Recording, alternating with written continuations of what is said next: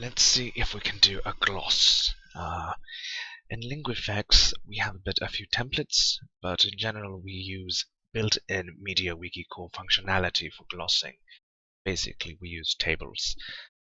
They're not too scary. We have to begin by defining our table to gloss it first, and as you might already know, tables begin by doing this. This basically encapsulates the table. Now, let's get an example sentence we want to gloss. Example, the horses eat the man. Right, so let's start this. We can write it down just here. Let's see the table already being. Oh, you can't. These tables are invisible, which is why they're so useful for glossing.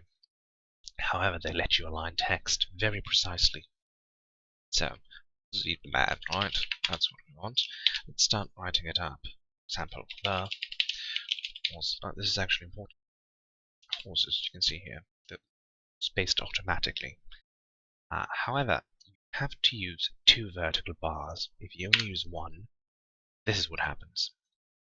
It completely eats up the preceding word. See why later. But for now, double vertical bars between each word separator. Horses eat man. There we go. And we add a spacer. This is, this is a new line. Actually, I have to do like this. Horses. Okay. And now we can start glossing. In Linguifex, we have a few templates, as mentioned before. One of them is the SC template, which stands for small capitals.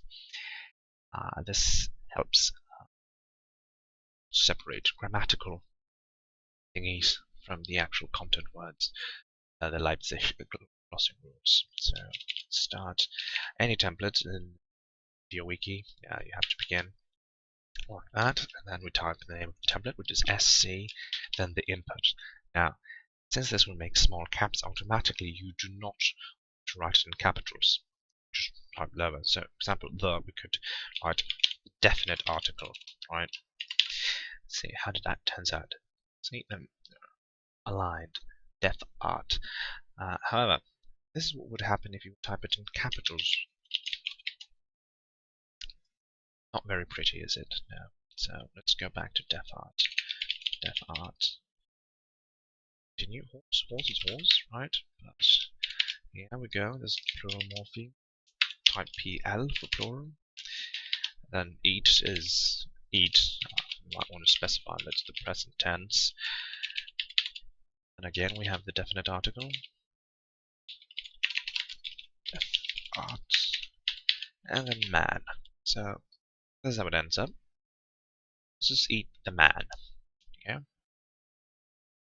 Now we might want to align this rest of the text. Perhaps we want it in the middle. So what we do is we count how many words we have. 1, 2, 3, 4, 5. This means we have 5 columns. So up here we specify that we want this text to be 5 columns wide and the text to be centered. Do this by doing this. First type style equals then text align center, and then we add col span, which stands for columns, type 5. Then we add that. See, this is for specifying how to format the following text, which is why if down here we delete 1, it won't show up. So now if we look, this eat the man is now at the center. And perhaps we want to indent the whole thing, the whole gloss. Sometimes it's useful when you have a long list of examples glossing your grammar. So type a little 2 up there, and then do this. Basically, you put a colon before, and you get the whole template, well, the whole table shifted a bit. And it's very simple,